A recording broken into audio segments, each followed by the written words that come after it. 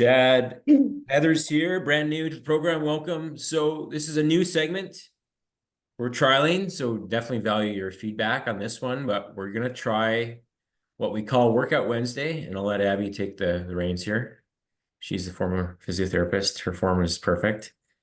And she's going to walk us through squats and deadlifts, two of the most common exercises we see bastardized, for lack of a better word. And we'll move on to others if we have time, but I think that's definitely the place to start. So over to you. Yep. Can I pin myself or oh, here we go. Myself a little bigger there. So that, all right. I think we've got it spotlighted, whatever that means. Okay. All right. So I think, Mitch, correct me if I'm wrong, but majority of the people in CF coaching use dumbbells. Yes, definitely most applicable. So that's what I'm going to be going. I'm going to be using dumbbells. I don't know that my husband would probably kill me if I had a barbell in here. So we TB goes broken for the gym, but a majority of you are using dumbbells. So that's what we're going to use today. And I think first I will actually go over the squat. And typically there's one or two ways you can do this. You can do it a goblet style. So I'll first talk about the goblet squat. Need to get my one camera up. So hopefully you guys can hear me. So one of the biggest things to remember with a goblet squat is that you want your weight right up against your chest. Okay, we don't want the weight out here. We want to kind of, rest it right on our chest and our elbows are down. Okay, we don't want to be winging out like this. So nice and close, and we're dropping the elbows down. Okay, so that's the first thing with our goblet squat. Just squat pattern in general, what you want to think about is if you were to sit back in a chair, how would we do that? Okay, so we're bending at the knees, kind of breaking at the hips a little bit. And we want to try to keep our spine neutral when we're in a squat. So whether we're doing a goblet or we have them resting on our shoulders like this, okay, is we want a shoulder width stance. You could even find, positioning for a squat is very individualized. So for me, it feels better when my legs are a bit in more, a little bit more narrow. It might feel better to you if they're a little bit wider, but we do want the toes slightly pointed out, because if we have them straight on, that's going to compromise our knee joint pretty. That's just me. Yeah, ignore me. Gotcha. Yeah. Okay. If we have our toes and our knees like straight on, that's going to kind of twist the knee a little bit. So that's why we want to have them pointed out slightly. It doesn't have to be super exaggerated. So find a stance that feels best for you, and then do a goblet squat here. And then, so what we want to do is we want to sit back in our hips. Now, when you guys see how my spine is neutral, that means it's fairly straight. And then I should be able to kind of see the writing on your shirt as I come down. All right. We have a little guest that might be coming in and out. But as we come down in the squat, it's important that we learn to push our knees out. Okay. I see a lot of people caving in like this. All right, so we want to stay nice and tight in our core. Deep breath in.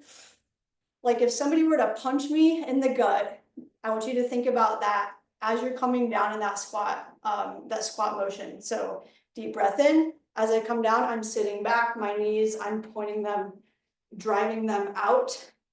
And then, range of motion might be different for all of you.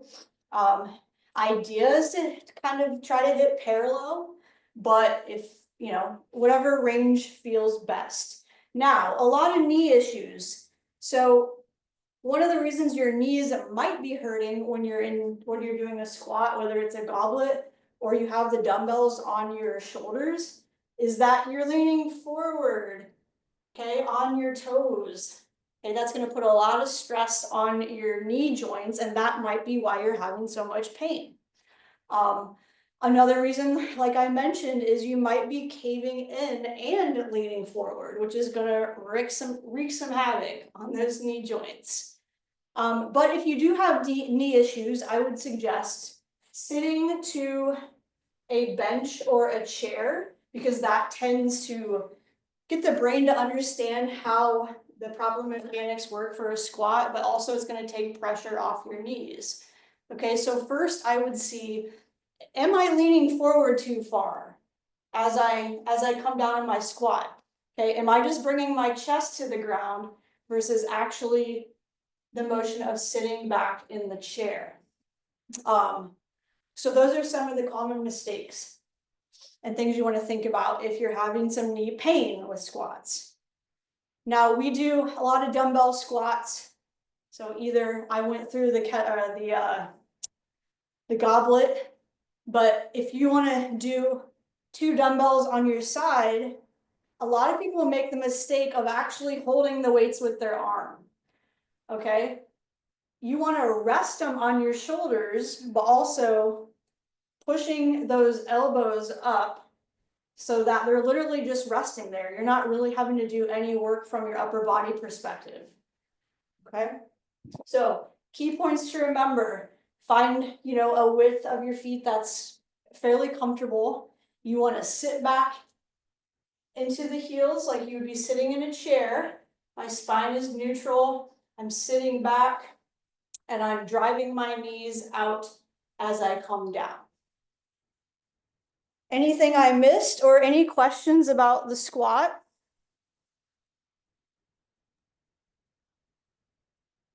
You No? might want to touch on the depth, how that can kind of vary depending on mobility.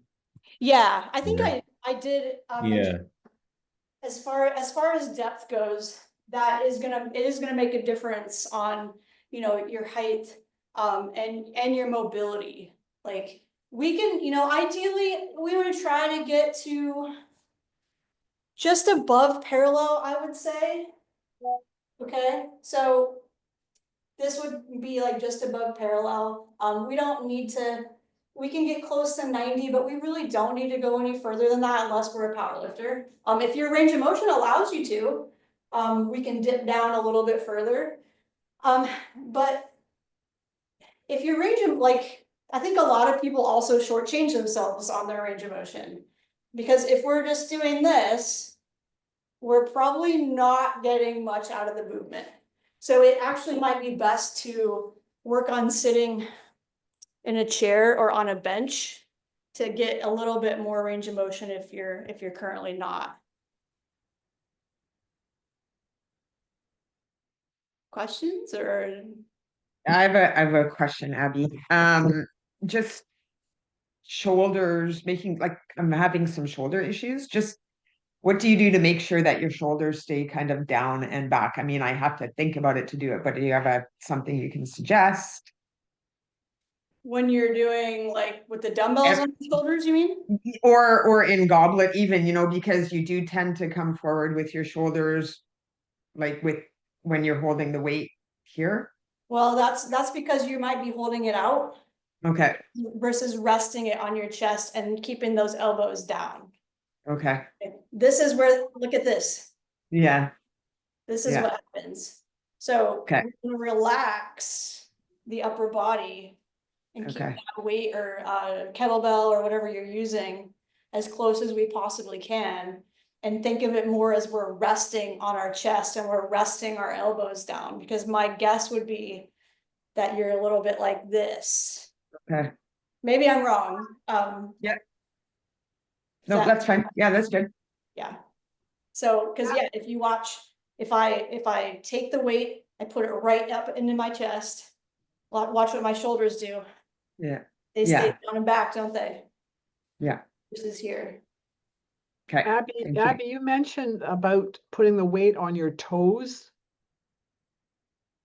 A lot of people, when they squat, they tend, and they have knee issues, it's because they're coming too far forward where the weight is on their toes, and they wonder why their knees hurt during a squat. So we've gotta get you back. So the weight should be on the full foot, like not the heel or the toes, but the, You should you wanna feel the, another thing is probably to talk about footwear. These are not squat, squat shoes, but you should have a fairly flat shoe or, even in socks or barefoot to really feel the ground beneath you. But most of your weight should be shifted, through the heel, a little bit on the side of the foot, but mostly, on the heels as you come back, but the whole foot should be in contact with the ground, if that makes sense. Yeah, good. We good? Okay. All right. Looks We ready like for it. dead? Yeah, we ready for deadlift? I think so, yeah. Let's move on. I can always circle back if there's For sure. questions that come up. Okay. So with the dumbbell deadlift, so we typically always do dumbbell deadlifts in CF coaching, and some of the coaching cues to remember with this one are we want to keep the dumbbells close to our legs, as close as we can. Pretend like you're literally shaving your legs. Like that's how close the dumbbells should be. It's really important that we keep our shoulders back as well. So what I like to tell people to do is we don't want our weights too far out, because then we lose control. The low back can get injured very easily if we keep those weights way out here or away from the body. So an easy way to keep our shoulders back and locked is to turn our wrists, turn our weights to about a 45-degree angle. So we're not here and we're not directly beside, but we're kind of somewhere in the middle of that. Does that make sense? Okay, so see when I do that, it's much easier for me to keep those shoulders back. Okay. Now, a deadlift and a squat are two different things, but here I see a lot of people squatting a deadlift, okay? So a deadlift is a hinge movement, meaning that we're pushing our hips back towards the wall behind us, okay? You see that? That's a deadlift, that's a hinge movement. This is what I see people doing. You guys see that? See the difference? They drop their butt down towards the ground versus pushing it straight back. Okay, when we do that, this is now a squat. It's not a deadlift. Okay, here is a deadlift. Does everybody see the difference between that and this? Okay, so once again, we think about pushing the floor away from us versus letting the weights down and picking the weights up. Okay, a deadlift is mainly a hamstring lower body movement. What we're doing is actually called a Romanian deadlift. So once again, we're at a 45-degree angle. It's important that we keep our spine neutral and we're not super rounded like so. Once again, if you bring those weights to the side, we can keep our shoulder blades back and my spine is much more neutral that way, okay? So I'm pushing my hips back, my eye line, all right? Common mistakes is this, where we've cranked the neck up into extension. Think about looking down and forward, maybe, you're gonna follow the eye line with your movement. Okay, so my spine is neutral. I'm gonna tuck my chin slightly. Get over here. As I push back, notice where my eyes are on the floor and coming down. And then I'm driving my hips through and back up. And then I'm looking ahead. Okay, so I'm tucking the chin as I come down. As I come up, standing up, then I'm looking a little bit more forward. Okay, so I see a lot of people doing this, okay, which is a very compromising position for your spine and your joints. Let's see, some other cues in general. So we want to keep the weights close as we drive back. So how far down should we be going? Well, this might be a little bit different for everyone too, because of height differences, mobility differences, etc. So we want a slight bend in the knee. As we push our hips back, you'll feel a hamstring stretch. I feel mine about here, and I think most people will feel about mid shin. So going about mid shin, as you feel that stretch, you're gonna push through the floor with your feet and drive your hips through, squeeze your butt at the top. We don't need to exaggerate, so like this, okay, with our back and our spine. So it's just coming down, feeling that hamstring stretch, coming up, squeeze the butt, and then we're coming right back down.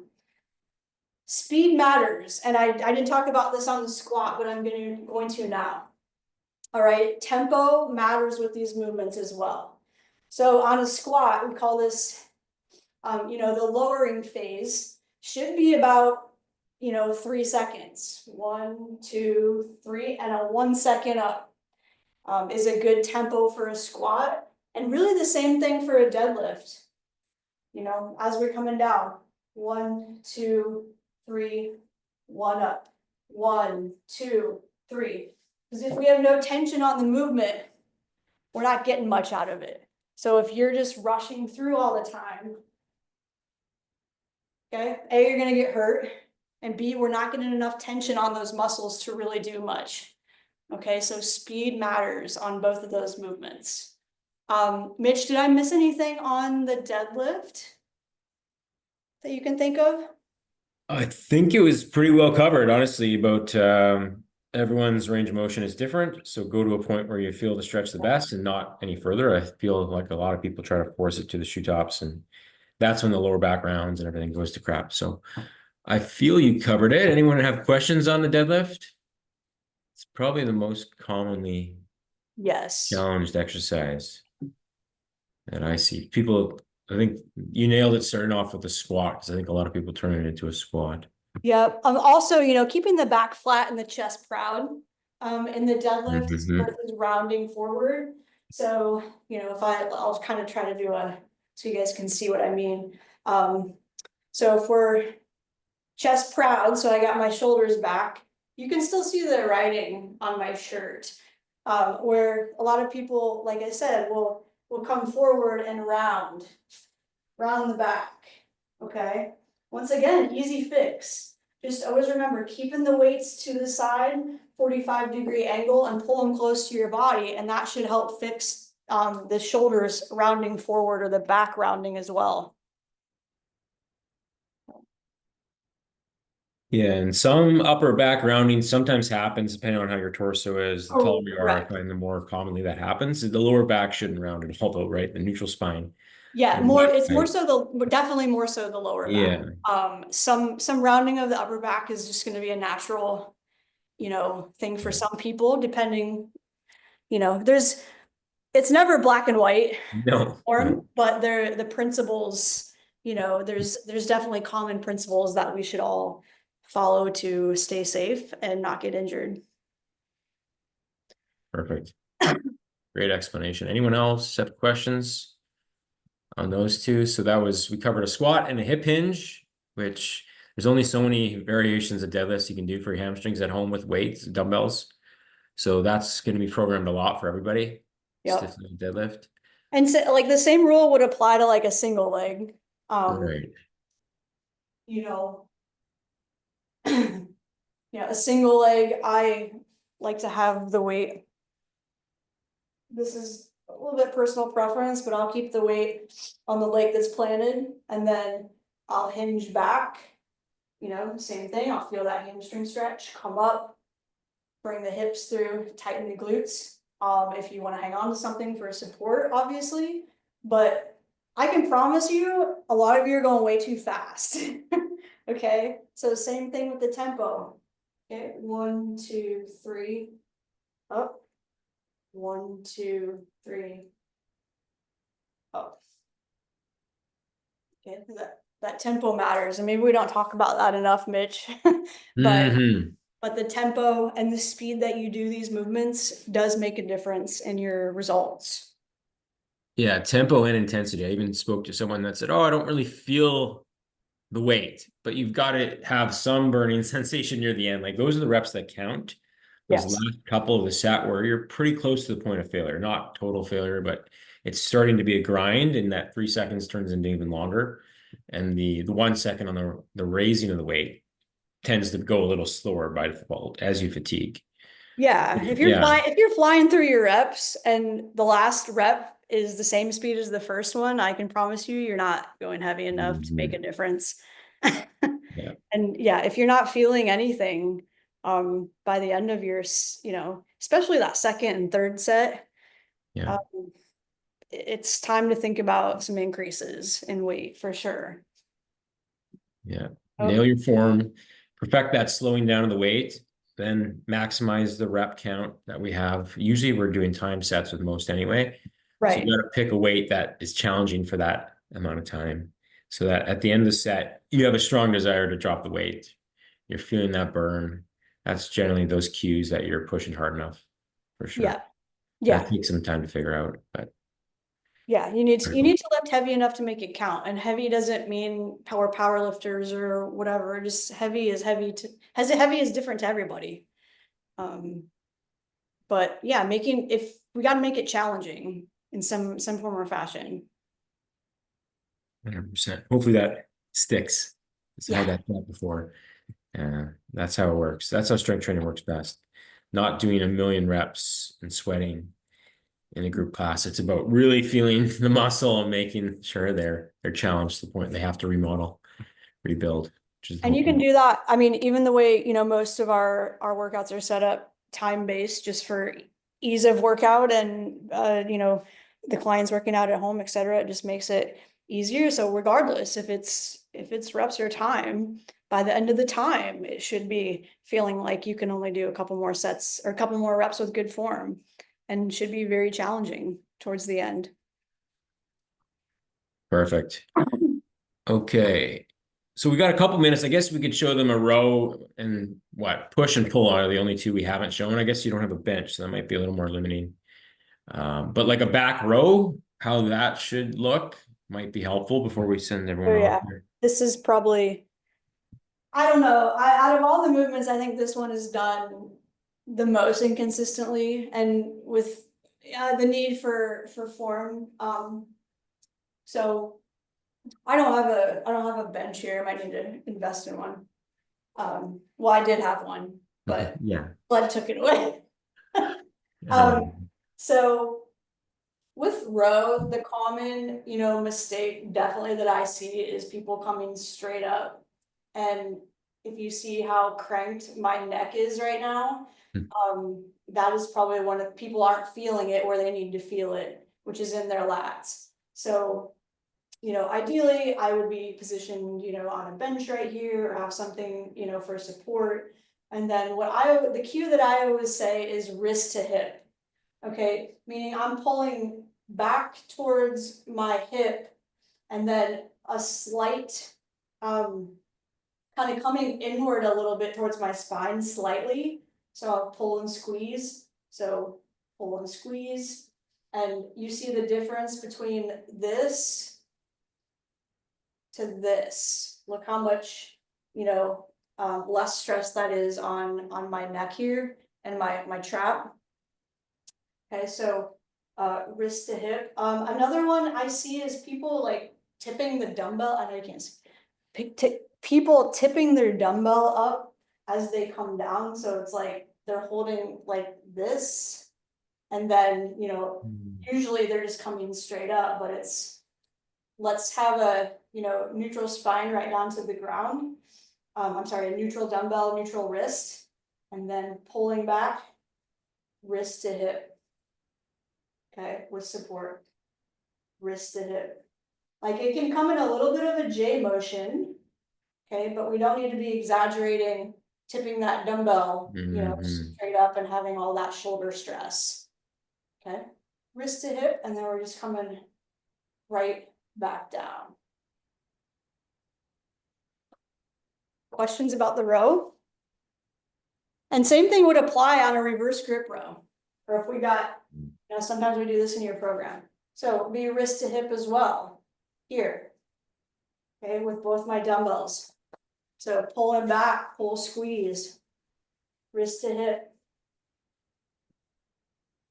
Okay, so if you're feeling too much tightness here in your neck, you know, think about that cue. Am I just pulling straight up, you know, right up to my ribs? Or do I need to bring it, you know, back a little bit more? I sometimes find when I'm doing those rows, I feel it in like soreness in my low back. What would I be doing wrong? You know, you could feel it, you could feel sore there. That sore and pain are two different things. Okay, so you know, I don't know if you're hanging on to a bench or you're creating less support that way. If you're not, but maybe you could be maybe pulling back a little bit too far. You can see where this dumbbell just comes lined up with my hip. Okay, but you also might be standing too far upright. Okay, so something to look at. If you might be a little bit too far, which this is probably what's going on, is that we're too far up. And then the low back is feeling it a little bit more. Okay, so we want to make sure that we're near a little above parallel to the ground.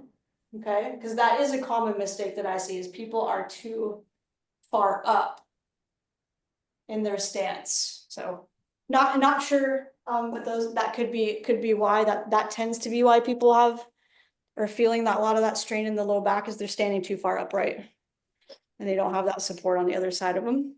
When you've got your one leg back, are you putting your weight on both legs or just the front one? I just put my, like, typically you'll have your leg up on a bench, so there shouldn't be, you know, it should be all on this side. I don't have any weight on this leg right now, this left one. Okay. Yeah, okay. Yeah, Heather, you could do a bench supported row if your core strength isn't enough that your lower back's taking over when it's just setting up your bench in an incline and rowing with the dumbbells Yep. at your sides. In this video, he's using a bar, but I would say it works better with dumbbells. Actually, his form isn't great. So Right. we've got a better example, hopefully, of this one, but incline bench, so your back is supported, your chest it's a chest supported row, lower back's completely out of the movement, and you're still accomplishing the same thing, wrist to hip with the rowing movement. But Mhm. if you find bent over rows, Yeah, that's a good point, Mitch. Your core could be fairly weak, is why that you feel the low back too more often. So that's why I don't know if you're doing it supported with a leg on a bench, but that helps, or yeah, the chest supported row. I think she's trying to talk, but Yeah, I don't have a Yeah. bench, so I guess that's part of the issue. yeah, it is. yep. Yeah. Yeah. That's definitely why then, for sure.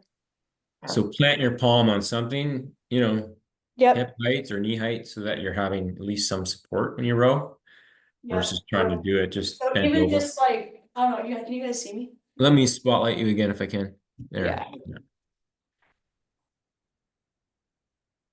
So this is gonna make a dramatic difference. Just putting your hand on something in front of you for support is gonna take a lot of stress off the low back. Also, hang on. Here we go. I don't see enough of you doing this, or maybe Mitch, you do, but nobody sends us form checks for us to see how they're doing it and correct them. Yeah, last I checked, everyone has a smartphone or an app, Yep. and it's literally record, place it near you, send, right? As long as it's not a really long video, it shouldn't be. You should be able to send it anywhere. So yeah, we're happy to do that. Mm-hmm. for Cause everybody. like, if you say to me, my back hurts during a row, what am I doing wrong? I don't know. I'm not sure. Can you send me a video so I can give you a better idea? So I would highly encourage doing that.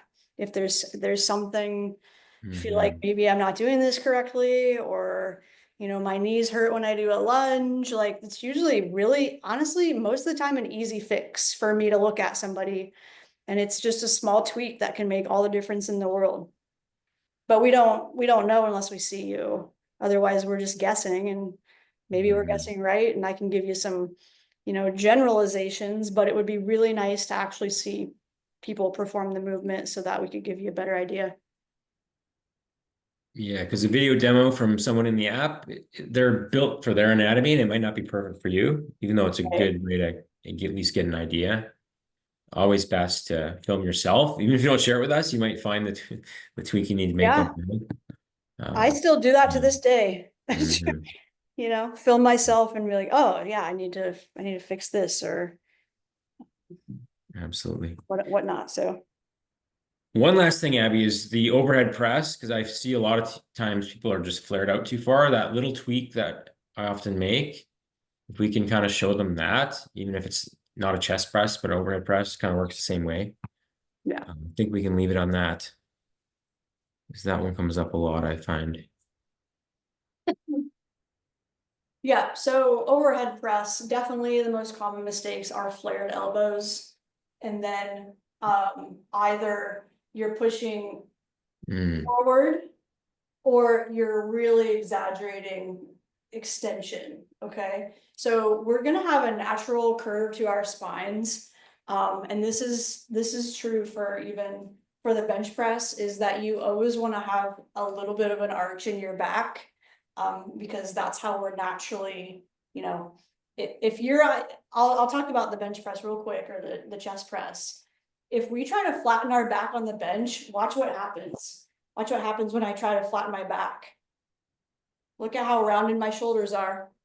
Now, now I'm trying to press in that manner, and all of the brunt is gonna be taken by my shoulders.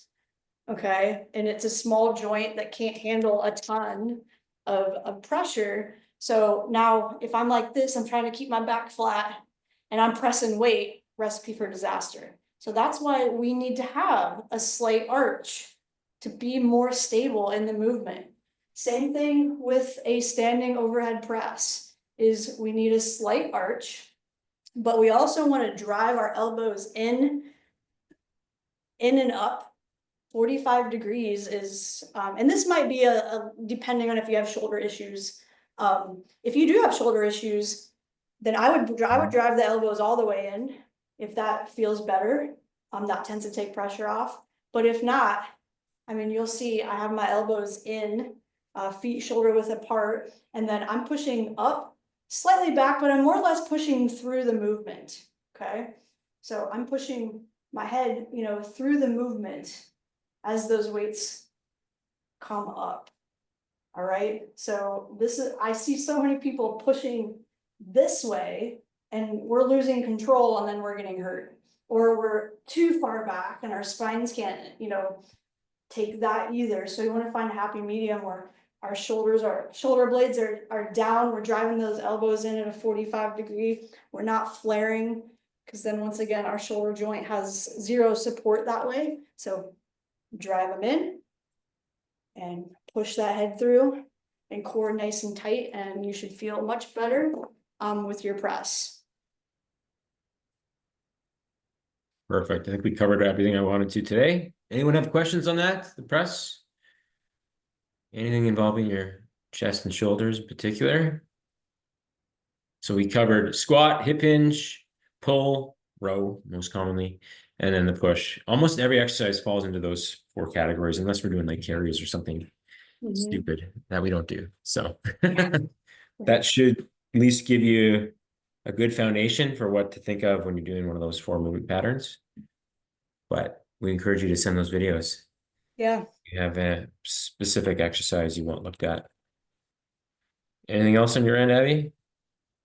No, I mean, raise your hand if this was valuable and you want to, like, yeah, good. Okay, well, we're gonna do it monthly, so we'll do more specialized stuff going forward, not just a Yeah. general overview. So maybe a specific exercise, so definitely get that in to myself or Abby Mhm. for next time. Yeah, we'll take a look at the what we put in the Mhm. programs and kind of pick maybe 3 to 5 movements to cover. Yeah. That, you know, we tend to program most frequently to help you guys out. Find alternatives if we need to, and yeah, just explain common mistakes and just form correction. Yeah, it's about staying upright, getting the most bang for your buck from your workouts, not getting hurt. So this should be helpful going forward. Yeah, I think so. Cool, guys. Cool. Have a good rest of your week. Chat soon. Send those videos. Don't be shy. Cheers. Thank you. Bye.